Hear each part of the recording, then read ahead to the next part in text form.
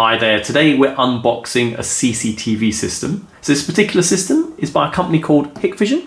It's been sent to me by them for review purposes. Details are below in the description for anyone thinking of purchasing. Okay, so I've laid out all the items you get in the packaging. Everything from here onwards is from the camera box. So the camera, obviously instructions and fixtures, and everything on that side is from the DVR box. I'll quickly go through the items. So initially the power adapter. So the output on this, let me just show, is 12 volts, 1.5 amps. It's got an EU plug, which is no good for me, but I have an adapter here, so I can plug it in and plug it into our mains. The connector on there, slightly different, just to show. So it's got some little pins in there. Okay, it comes with a mouse as well. Very light feel to that. Not really sort of mouse you'd use on a daily basis. This is sort of standard thing you get when you buy a DVR, because it's not a regular sort of thing you'd be using. You set up once, and once you've done that, it's very rare that you'd be going onto the system. You get two additional cables. One's a power cable for your hard disk, and the other one is a data cable that connects to the hard disk. As part of the package, you get a CD, you get details on passwords, quick start guide, and quick user guide. So that's everything for the DVR. So let me show you the actual camera. Very good build quality to it. Feels like a tough plastic actually, and the rest of it is metal. That's the actual lights that it gives off, and the PIR there, and the lens is obviously there. Okay, just to show the underneath of it, and some branding either side. In terms of connectors, you've got your BNC connector there for your coax cable. Let me come in close there just to show that. Quality seems fine, seems quite good. And the power cable connector there. Show the actual DVR recorder. So nice design to that. You've got a USB port at the front and some indicator lights here. So it looks like power, disk, and network. Okay, if we turn it, got some vents here. On the back, if I come in like so, you've got 4 video in, 1 video out, USB, HDMI, VGA, audio out, audio in, a LAN point, an RS485 point, the power connector, and an on-off switch. Okay, so the DVR doesn't come with a hard disk pre-installed, so I'm going to install this one here. This is a 6 terabyte hard disk. Okay, so with all the screws removed, let's remove the cover. So that's the front. I'll put it down in this direction, and we just want to pull it out like so. So there you go. It's just a matter of taking it, one end goes plugging in there, and the other end goes looking at the actual point just there. So there you go, as simple as that to get it connected. Okay, so let's make a start at attaching the hard disk to the case. So pretty straightforward. You've got 4 holes on the actual hard disk, and if I flip the case over, and there you go, that's where we want to position it, and then attach the actual screws that came for mounting it. So there you go. The hard disk is now attached. If I flip it over, there you go, perfect. Okay, so the hard disk is installed in the DVR. Next thing is, let's connect the system up. So straightforward on the camera side. So 2 connectors there. I'll plug in the power like so. Simple to do, these connectors. So there's some pins on there. Let me zoom in so you can actually see. So the actual pins sit in like that, and you just twist it and it locks in place like so. Video input, I'll plug this in. Doesn't come with any VGA or HDMI connectors, so obviously you've got to have your own. The mouse can be plugged in either at the front or back, but I'll plug it in at the back. And the power adapter, so that can be plugged in like so. So the only things for me to now connect up is the LAN port and I'll use the HDMI connector. Okay, so I'm at my monitor now, and I've plugged in the DVR and camera, and obviously I've got a HDMI connector going into the monitor and my LAN cable. So I've just powered it on now. Okay, so the system's powered on and I'm being asked to add in a new password. So if I left click on the mouse and I'll type in password 123 and use the dollar symbol.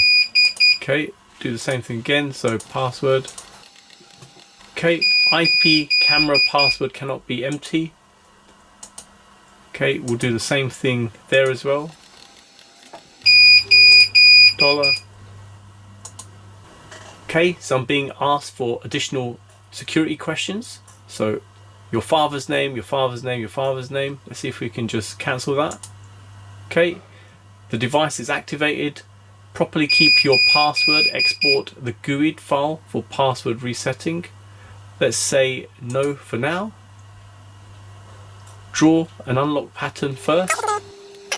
Okay, language, go for English.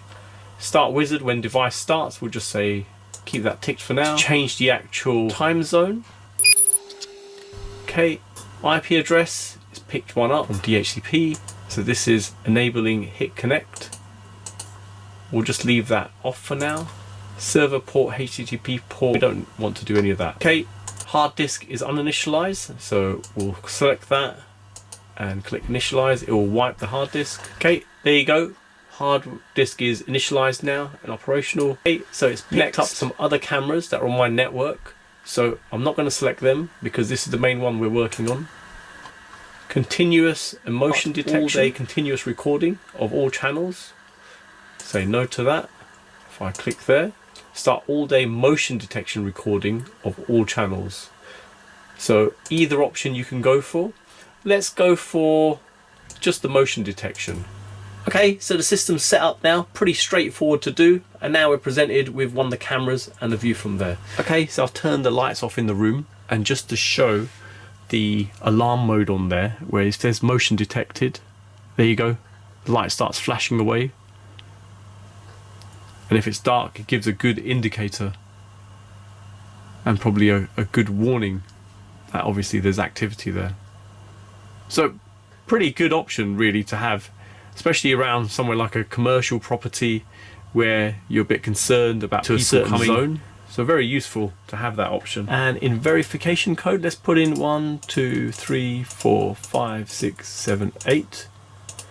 And we'll tick the box here for terms and conditions and click OK. Okay, so next, let me show how to set this up on your mobile phone. So I've got my Android device here. I'm going to go to the Play Store and we're going to search for Hikvision CCTV app. Let me install that. Just give it a moment. Okay, so the app's installed. Let's click open.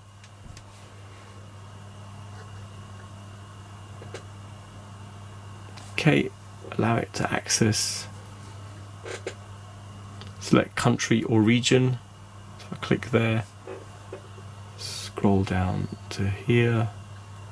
United Kingdom. Okay, and log in. So let me register an account and we'll continue after I've done that. Okay, now you're at this stage. What you do, you click the apply, and what you'll notice is the status comes online now. So the next thing to do, if I bring the phone app here and click on add device and let it scan in the QR code, which is done, and I'll just click in add, give it a moment. Okay, adding completed. You can change the name of the camera, so I'll just call it test. We'll save that. There you go. Okay, so now the app's installed. This is the icon that's installed on the page. Let's click it. This is what you're initially presented with when you open it up. There's our system there, test. If I click there, small window appears and you can see the 4 cameras. Obviously only one's connected. If I just click there, opens it up into a bigger window. We can go to a single camera view if we wanted to by clicking there, or I can just tap it in there and that opens up. Got some menu options at the bottom, so we can change the quality. We can go to basic and then flip back to HD. Okay, so one of the major features of this camera is the deterrent light at the front. So it works in conjunction with a PIR, which is just below the lens. Now it works as a deterrent because if there's any activity, the light will start flashing. So if I move my hand over, there you go, it just starts flashing away. And it is quite a bright light. Acts as a good sort of deterrent. And this actual functionality is fully configurable from the DVR. Okay, so I'm at my DVR console. What I'm going to do, I'm going to double click it, take it into full screen, right click and go to PTZ control. Now if you look over here, you've got configuration, and if I hover over here, you've got menu. So if I click on that, it'll actually bring up the menu for the camera. So these are the options you have available on there, and you can use these cursor keys to move up and down. Okay, so this option here, white light, that actually controls the lighting. So currently it's on alarm, so if there's any motion, let me move my hand over it, it will start flashing. Now the next one along, if I click right, is lighting, and you can pick different lighting modes, so either flashing or you could have a solid light if you wanted to. So when it's dark, you just have a solid white light come on. So let me turn the light off for a second. Room goes completely dark. Give it a moment. And there you go. It just kicks in. And just to show, it's a very bright light. It's a bit of an evening light there. So quite a nice facility to have. Let's move on now. So if I click it again, and that's the flashing option. So that's what you have with that. Trigger mode. Now this is an interesting one. So this camera can work standalone with other devices. So it doesn't need to rely on a DVR to be connected to it. So if you had it with other systems, you'd have it in camera mode. But if you wanted the DVR to pick up the actual activity, then you'd put it into DVR mode. So by doing this, the DVR will actually be picking up and deciding what it wants to record if you want it to record. Okay, so if I now move over to lighting, show off, alarm, and that's what we want, alarm, DVR and flashing. So let's go to that, and if I click on the plus here, which is iris, goes back, and what we want to do is save and exit. Okay, so now close that off, right click, go to menu, camera, motion. Now this thing here, the option false alarm filter, this is where the PIR comes into action. So if I click that, alarm accuracy is related to the camera PIR range detection. That's coming to use. So now, so if I turn on apply, now it's come into effect. So it's picked up something's there and it's flashing away. Okay, so the camera's set up outside with the light set to solid. So what happens when it's dark, it just stays permanently on, and this is the brightness level you get. Now, if there is any movement in the area, that's what you get. Okay, so I'm outside, camera's pointing into a dark area, it's in motion detection mode, so if there's any motion now in the zone, that's what happens. The light goes off as a deterrent, and you can customize the length of time you want it to go off for. So that was just 5 seconds.